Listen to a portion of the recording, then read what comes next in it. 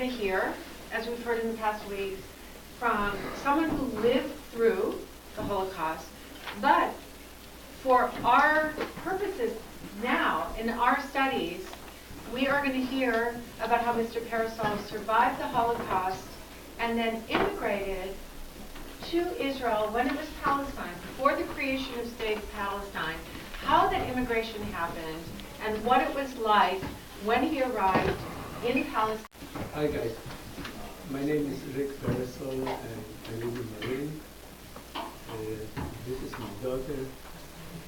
She went to Brandeis Hillel. I'll give you a roadmap what I'm going to talk about. First portion will be the Poland and the Holocaust. Then there will be the Bricha, which means the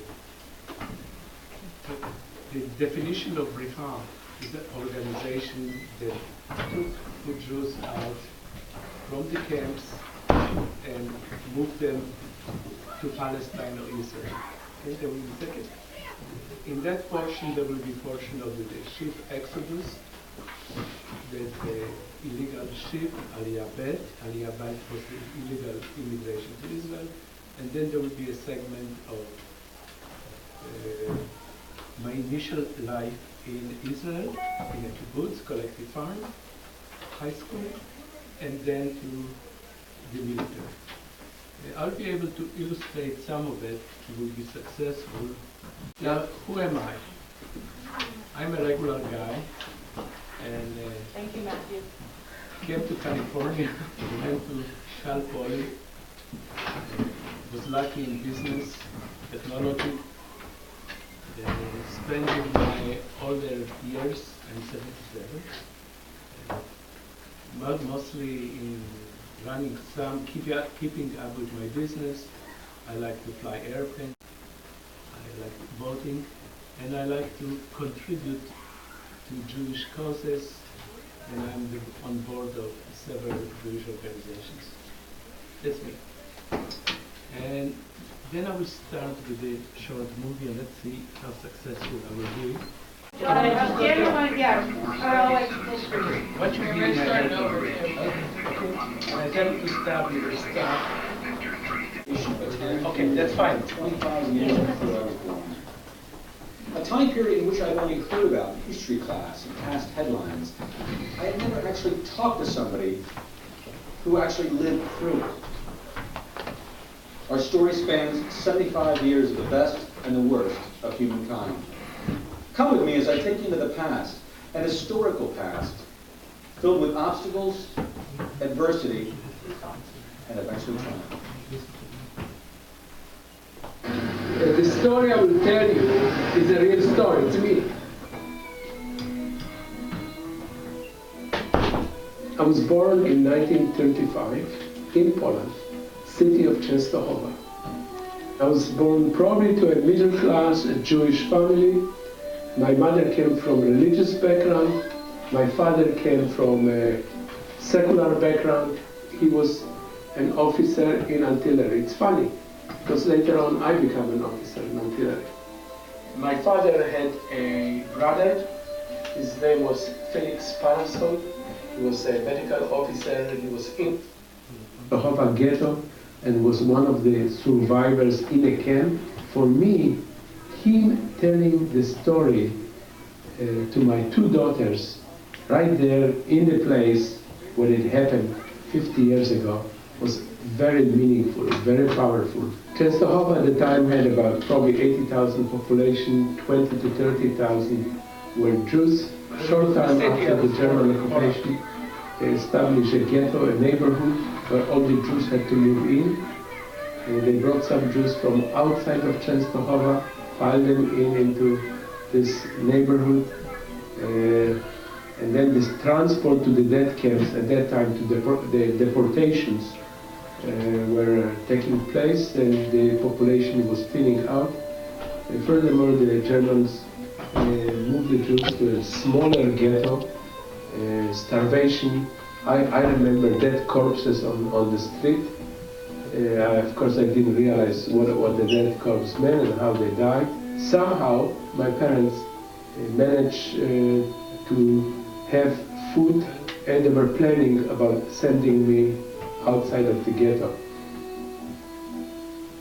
This is the courtyard where we see my grandma being taken for selection, and we probably were in one of those windows where mother was looking, and she freaked out that that's going to sweep us. And probably someplace in the courtyard there were maybe like a few hundred people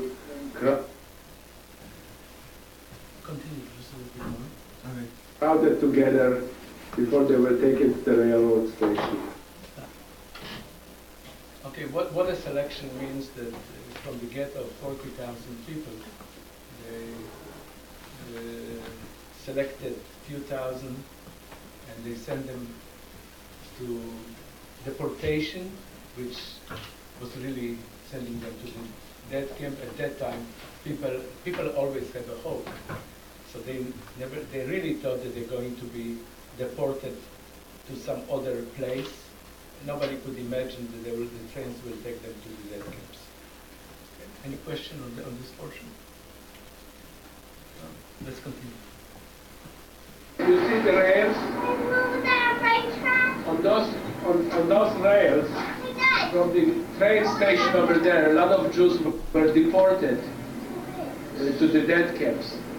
I remember my mother stuffing jewelry into something like looks condom. Looking back, probably there was a way to put it in a cavity in case of deportation. So.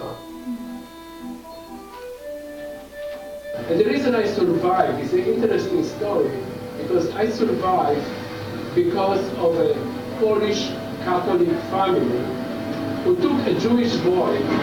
There was a barbed wires around the ghetto. I'm taking out over the wires and handed over to Żywiołek, a Polish person. Maybe I knew him, maybe I don't. I cannot recall at this moment.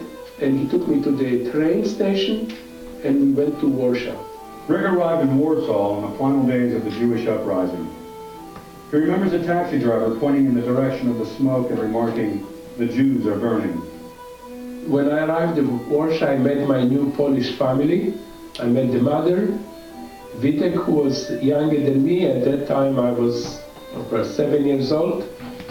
Danka was older sister. She was a teenager, 16, 17.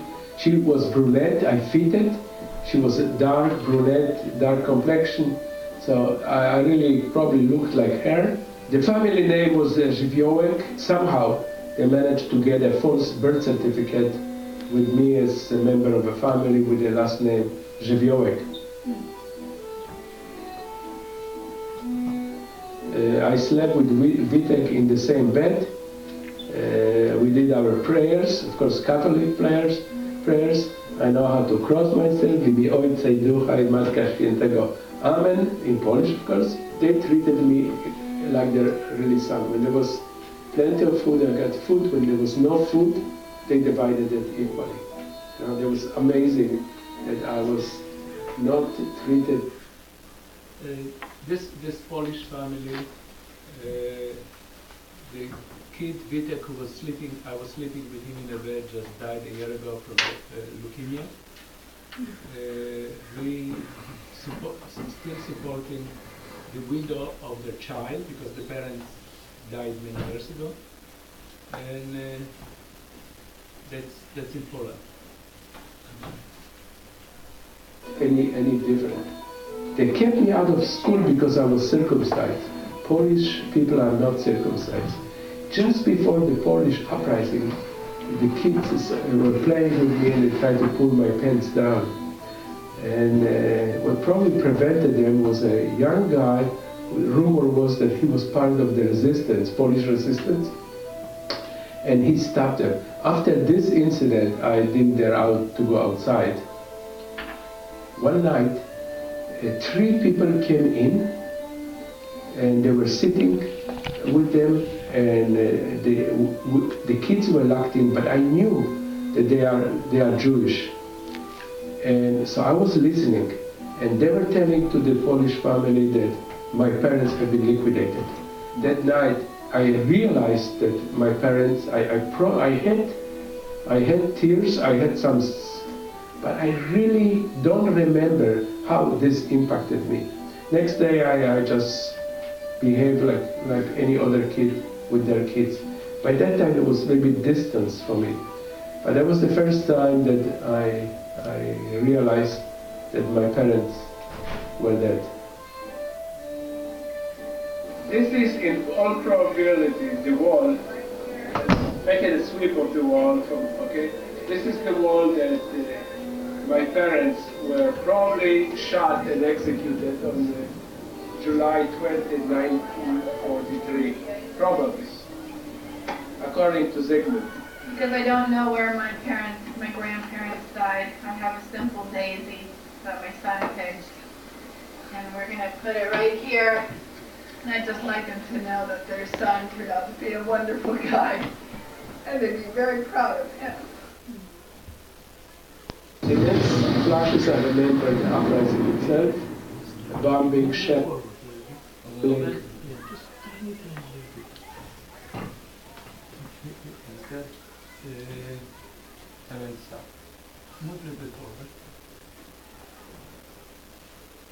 Okay, let's play it, see what it is. And the Soviet army rolled in and we felt liberated.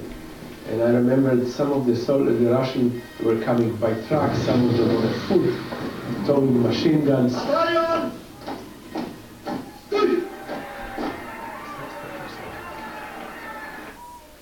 In 1945, January, the Soviet army was advancing, and they actually came through Warsaw. The war continued for another 5 months until Germany surrounded. But when the Soviet or Russian army came in, we were liberated. That's what saved me, probably, and all other Jews. People were happy on the streets. There was still no food, and we walked. Warsaw was destroyed, so there were really no street. You walk like this, up and down, over destroyed buildings, to some first aid station or distribution of food by, I believe it was by a Jewish agency. The next few experiences I remember is when Nadia, my cousin who survived the Hassan, came to pick me up. In reading and absorbing. At that time, they had to, because the smuggling operation became known, the police was looking after that, become known, 3 o'clock night, put on trucks, and we were taking. What the movie doesn't show is the 2 years from the end, from 1945 until 47. It skips immediately to the Exodus. But what really happened is that there was about 1.5 million Jews in different displaced camps. Like in Poland, there was 3 million Jews. After the war, maybe 50,000 survived. A lot of them that survived withdrew with the Russian army, and the Nazis, the Germans, never managed to liquidate them. So I was in one of the displaced camps in Germany, and actually the camp I was in, there was an ex-German military camp, and we were supported by the JDC, Jewish Distribution Committee, and it was very interesting because I'm a member now of JDC on the board and so on, but I'm repaying what the JDC did for me in 46 or 45, because JDC fed us, they paid for transportation and on and on and on. So this portion of moving from Poland to a port south, one of the ports in France, when Exodus in Aliyah Bet, we boarded. But let me elaborate a little bit on that portion. When we were in the camps, which is really an open camp, there was a place for us to live. From the way I arrived from Poland to Germany, and now this is all in liberated Germany, and I was in American occupation zone, because Germany after the war was divided to 4 zones: Russian, British, French, and I ended up in the American zone. And how did I got there? From Poland, there was, okay, I will just make a stop, and I will give you something that's called WWII. And the WWII was the organization that took the Jews and channeled them to Palestine. Okay? And how did the WWII start? During the Second World War, when the Germany went with the Roman army in Africa, and the Brits were very pressed, they formed what they call Palestinian Brigade, which was a Jewish brigade with Star of David on it and so on. And after the victory, this Jewish brigade was, many of the members of the Jewish brigade become members of Haganah. And they are the ones, with no pay, just with the vision of starting a country like Israel, dedicated at the time, at risk at the time. So one of the members of the WWII was in our orphanage. I was in a Jewish orphanage after the war in Poland. And we crossed the border from Poland to Czechoslovakia at night through the mountains with the shaliach. What would be shaliach in, how would it? Representative. Representative of the Haganah, so he trained us. We crossed the border to Czechoslovakia, and then we boarded a freight train who took us to Austria. And Austria was American zone, American occupation zone. And this is the first time when I say bananas, chocolate, the works. And from there we ended up, we were transferred to Germany, American occupation zone with American trucks and on. And after being there for several months, we were taken to France. How old were you? At that time I was probably 47, 11 and a half, 12 years old. And can you imagine to load 4,500 people in one day on a ship like this? It required a lot of organization. No computers, no data. So really, they had the WWII rented or bought several chateaux in South France, which in an hour, 2 hours drive to load that. So I was in one camp for the kids, and we were trained in all the swimming and on, because the idea was that the ship Exodus, being a shallow draft, will beach itself on Tel Aviv beach, and people will be jumping, swimming and mingling with the people from Tel Aviv, and the Brits will not know who is who. Because it was illegal to come in, right? Because it was illegal to come in. Why was it illegal to come in? The Brits had a mandate over Palestine, and they wouldn't let, for many other political reasons, which is really out of scope of this discussion, let the Jews come in. And there were 1.5 million Jews in Europe. They were refugees. A great portion of them came in Aliyah Bet, the illegal immigration, to Israel. And actually the total numbers of illegal immigration, from what I read, not what I remember, was about 70,000 Jews came on 40 or 30 ships illegal to Israel, managed to break the British blockade. Okay? So now I was woken up at 2 o'clock in the morning, loaded on a truck with many other kids, and brought to one of the ports in the south of France, and that's the first time I see a sea, because I didn't see a sea, and it was the ship, and we were allowed to continue with the into port, and then the ship that later called the Exodus was waiting.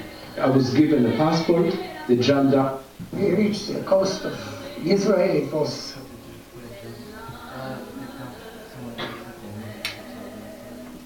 Unfortunately, the Exodus never reaches the coast. They are captured by the British Navy and forced to turn back. However, 10 months later, Rick arrives just in time for the Israeli Independence Day.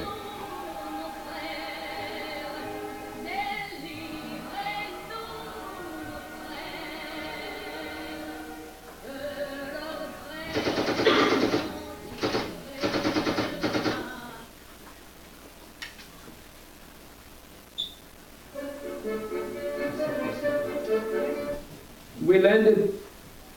Okay. What the disc is slightly damaged, so we had it skipped. But the portion it skipped was the ship Exodus was for about 7 days on the sea. Finally, in the last day, there was a fight on the ship. The ship was boarded by the British Marines, brought to Haifa, which is a port in Israel, and we were loaded on 3 cargo ships and sent first to France. And the 3 cargo ships anchored outside of the French port, and a few people got off. The rest of the people said the only place we'll get off would be in Eretz Israel. And 2 weeks in heat of summer, they were in the ship I was in called Ocean Vigor. There were 1,500 people in 2 big halls on the ship. The kids were allowed to go on the top, but the older people were staying really in the halls in the heat of the summer, sleeping on the floor with the blankets. Even I, as a kid, felt sorry for the people. Finally, the Brits decided that nobody would get off the French, and the French government would not let the Brits use force. So the 3 ships continued through Gibraltar, through the Atlantic, into Germany, and the Brits put us in a close camp with British guards. But after a few days, they decided to remove the guards and let the camp be managed by the Jewish Aid Agency. In my case, it was the Joint Jewish Distribution Agency. Anyway, so now, after being in one of the camps, I arrived again to Israel on a legal ship with illegal papers. And when we arrived, already was the fighting going on between the Arabs and the Jews in Haifa. We were told to sleep on the floor in case a stray bullet will come out. Continue. In Haifa, and we are a group of immigrant kids. We landed just before the Independence Day in 1948. Already there was shooting in Haifa, jockeying between positions between the Arabs and the Jews. We were told to sleep on the floor because of the sniping. The next day we were bused in regular buses armed with armored plates on both sides because there was some sniping going on between Haifa and Harod. We arrived in Harod. That was amazing. After a day being in Harod and seeing green, trees, homes, dining room, I, as a kid, knew I fell in heaven. I mean, that was unbelievable. The kids were the future of the nation, and that was great. In a kibbutz, we were lucky to fall into a situation that our instructors were the Tabenkins. Tabenkins was really a big name in Israel, initial pioneers and so on. In fact, Tabenkin had a great influence in my life and my kids' lives, because we were... Okay, this is the instructor Tabenkin, and 3 of my daughters. One of them is sitting over here. And this was in 1983. Brought in a very interesting way. There was no punishment, no taking privileges, and only a peer pressure, peer discussion. We were studying half a day, working the other half. I ended up working in the fields, picking up tomatoes, weeding fields. Later on I was working in a machine workshop and on. It was a very affluent kibbutz because during the war they were manufacturing things that the British Army needed. Kibbutz is a communal farm. There was a large kibbutz, a well-to-do kibbutz, semi-agriculture, semi-industrialized. And kibbutz is everybody owns everything. There's no money if you are hungry. There are 3, Beverly Barrett. Amir. Yeah. Oh. There will be about 2 minutes about kibbutz. You want me to skip it? No, I think, no. Okay, continue. No, I think it's good. You go to the dining room, everybody works. If you need new pair of clothes or change the clothes because they are dirty, you just throw them into the laundry, you pick up another shirt and so on. I managed to get hold of a couple of rabbits. And rabbits do multiply. So out of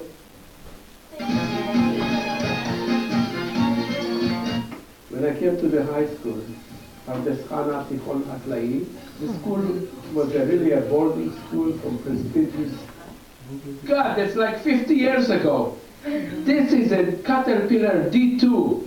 Wow, it's amazing. I still remember how to start at clutches. A small engine starts, a big one. This is amazing. Huh? I used to drive it in a kibbutz. Shit, there is no signal.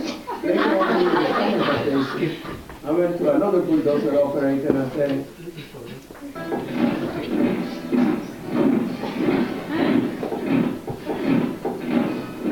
okay, this is military. That's been from.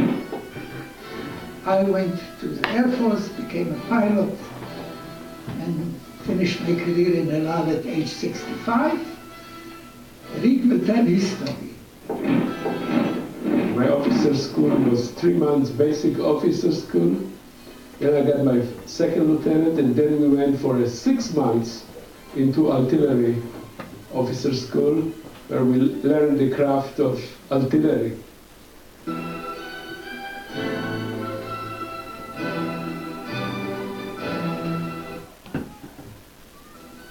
After the artillery officer school, as a young officer, second lieutenant, I was sent with a regiment someplace around here.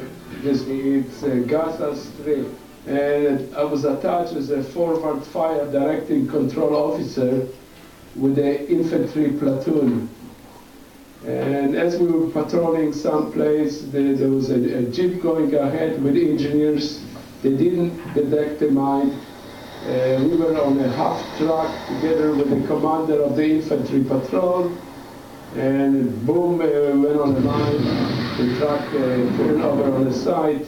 It was very close to a ditch. All the patrol managed to run away to the ditch. The only one who was hurt was my radio operator, and I lost the radio contact. Using the radio channel of the infantry, which they had to relay to the battery.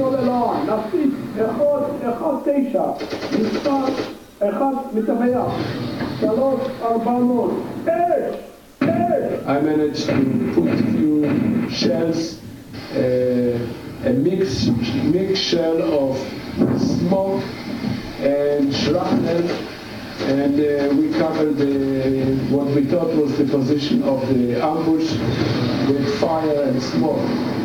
Passed some time, and we got a squadron of armored vehicle, and a few Sherman tanks came in. The aircraft, artillery. It was more interesting because I always loved airplanes.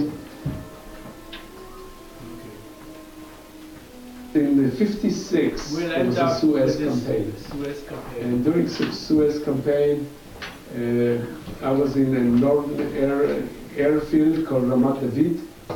And as the story goes on, one day I'm there and we see a convoy of civilian trucks and faces kind of don't look Israeli. And it turns out that there was a French ground support for the squadron that flew in the French Mystères the next day. And from our airfield, the French Mystères were flying cover, and the Israeli airplanes, Mosquitoes, Mustang, assaultmen, there were not jets in our field, all flew to south to Egypt for the '56 campaign. In 1950, I was discharged from the military. Being an orphan, I always was worried about the future. And for some reason, I wanted to become an engineer. Probably naive reason, because I was watching some American movie with mechanical engineer Cary Grant. Okay, this is, from here it starts the portion of me being in California. But this is not related, so we can eject this. And do you guys have any questions?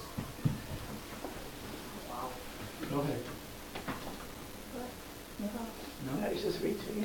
No, I was saying, wow, that's a lot of.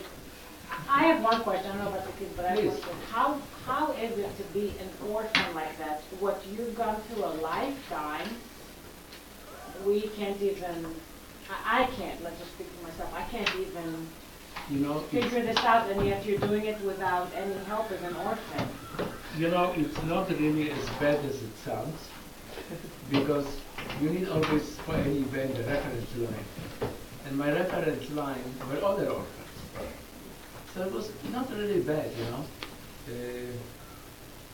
Next question. What was the language that you were, like, your first language? My first language was Polish. During the time of me being on the transit from Poland to Israel, we had some Hebrew classes in the orphanage.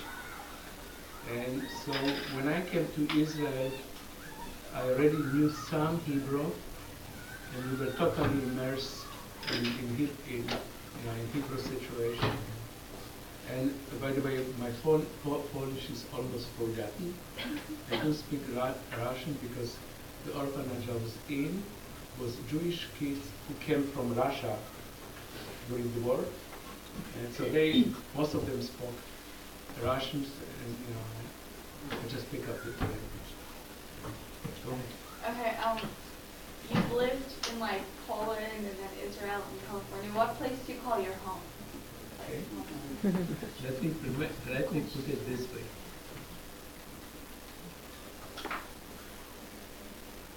I have 2 daughters here and 1 daughter in Israel.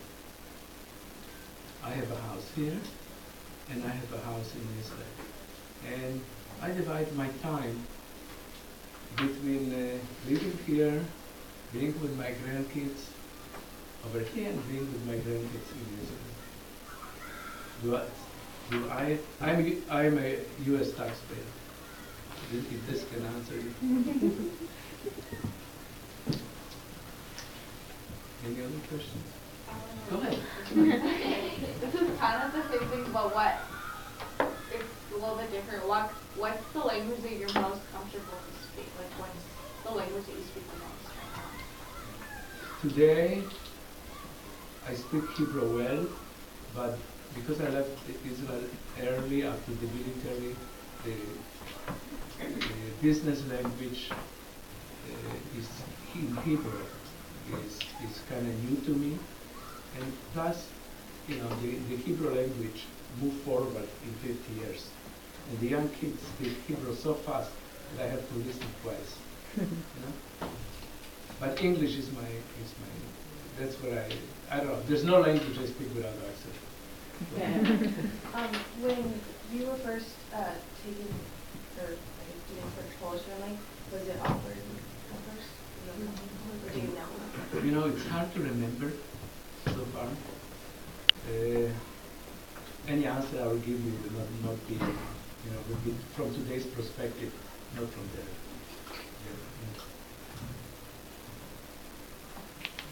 Go ahead. Is the family that you were living with, have they all passed away, or just that boy and his parents? The parents passed away. They had 2 kids, a boy and a daughter. The daughter died like 15 or 20 years ago. I met her once when I went to Poland in '73. The boy died from leukemia a year and a half ago, and we have been supporting them financially. You have a question? Yeah, so do you still feel like anger towards the Germans? Like, what do you feel towards them? Because a lot of the other Holocaust survivors, what they would say is that like they didn't even think about it, and that they still don't really think about it. It's just like sort of there, but have you ever thought of revenge or just pure anger, hatred? The short answer is no. The longer answer is you take any group of, any nation, group of people, you deprive them of means of communication. Radio at that time, there was no television, radio and newspaper, other information.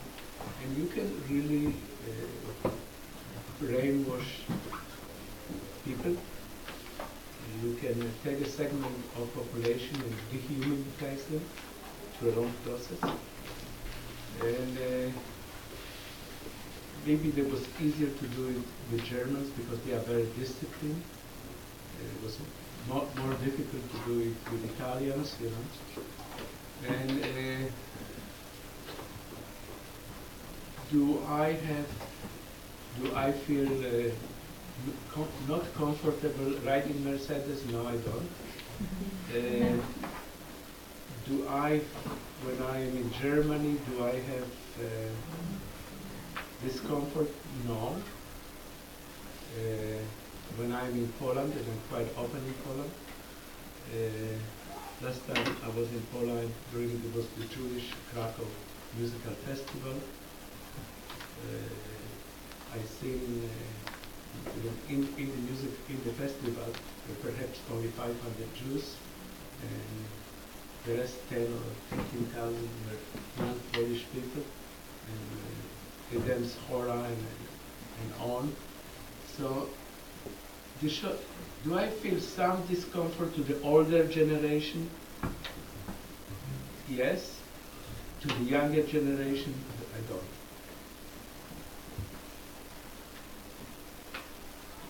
Any other question? I have 2 questions. I actually have more, but okay. Limited to 2. We have time. One is we actually learned a little bit about the righteous among the nations. People who were recognized for saving Jews during the Holocaust. Was the Polish family, were they ever recognized for what they did? The test for it is more severe. There was never, I could not document that they did it, not for money. Chances, they probably did it for money.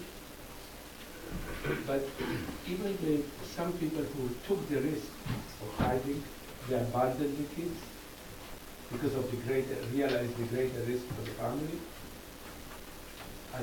There's no really, they cannot prove, they probably did it for money, therefore they are not. But nevertheless, when you have a kid and you risk all your family and you keep the kid, and when there is starvation, you divide the food equally. That's the test. To me. The other question? My other question is, we've also as a class been introduced to the concept of bashert, that things are fated, right? The Yiddish bashert. Yeah. And there's this sort of struggle between, is something bashert, or is it just luck, or is it faith in God, or what is it? And In my view. I absolutely agree. In my view, I cannot explain luck. I think just being in the right place or wrong place at the right time, like a lot of it.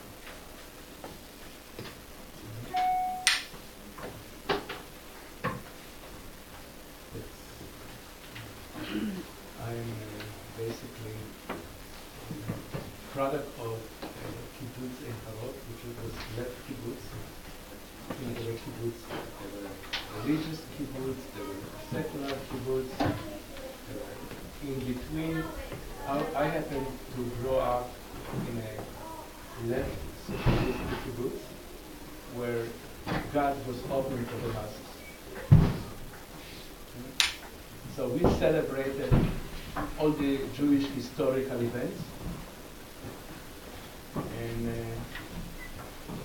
if I go to temple and I don't go to temple, I'm Jewish. I was born Jewish, member of a tribe.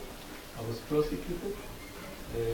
My daughter would probably, if she would be living in Germany in Nazi time, she probably would be liquidated. Even my grandkids. So, you know, that's enough. Any other questions? Go ahead. What was your kibbutz's name? What was the name of the kibbutz? The name of the kibbutz was Ein Harod, and it was in the Valley of Israel, which is. Are you going to Israel? We're going in April as a class. As a class. So it's in the northern portion of Israel. Ein Harod. It's no longer a kibbutz. The kibbutz movement, the way I knew it, with communal dining room and on, practically is only maybe one or two kibbutz left who are in this format. The rest of the kibbutz turned out to be a cooperative village. You know, I'd like to say something. You know, he's older now and he forgets, but I grew up with him. And he didn't mention his past growing up, and he never wanted to go to Germany to visit. He only goes now because he has business. He's making money there. He does have feelings about those things, and he's just matured and opened up to the greater perspective. But definitely, and it wasn't until I came to Brandeis that I had to figure out that what happened to my grandparents. I figured it out here in Judaic Studies. I was listening to about World War II, and all my life I asked my dad, "Where's your mom and dad?" They died in a war. Conversation ending. And so I went to my car after studies and I asked my mom, "What war? Was it World War II?" My mom said yes. And I went home and I, figured out and started questioning, and that's when he told me. But before that, he didn't look back at all. He didn't look, I didn't even really, I knew I was half Jewish, but he didn't really want it to be a part of our life. Actually, when we came to Ein Harod, we had the instructor, and she told us, you know what, put a curtain on your past, don't even think about it, life starts now, look forward, and I really lived like this until only several years ago when my daughter started digging. Thank God for that. Really,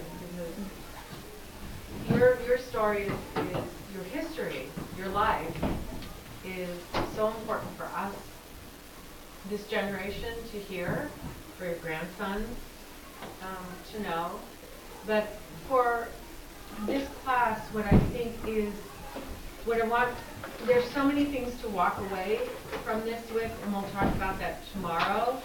But the fact is that we are studying two distinct pieces of history. They're seen as two distinct pieces, World War II, the Holocaust, and the creation of the State of Israel. But we know when we look at the lives of individuals, those aren't distinct. They're so closely connected. They are the links in the lives. And that's what we heard today, and we want to really thank you so much. But Actually, I have one question. Really what I am, okay? I'm the reality that people like me will disappear in the next few years, right? And I'm the connection between what you read in books to reality, to real reality. Go ahead. And I have a question, Mr. Parasol. As these are the leaders for the future, right? And you're the reality that connects. What would you, when you're looking at this next generation, wonderful kids here that I do know they will become leaders just with the way they are already, what do you want them as a message? What should they keep in mind as they're moving forward in their lives? From your perspective, what is an important message for them? No, that's a tough question. I think the biggest message I can give is to be human, humanity. You know, religion, nationality, race are things that divide us. But we all are humans. And you know, if we would be feeling human, this is the main message. Important. Thank you. If you want to stay and have more questions,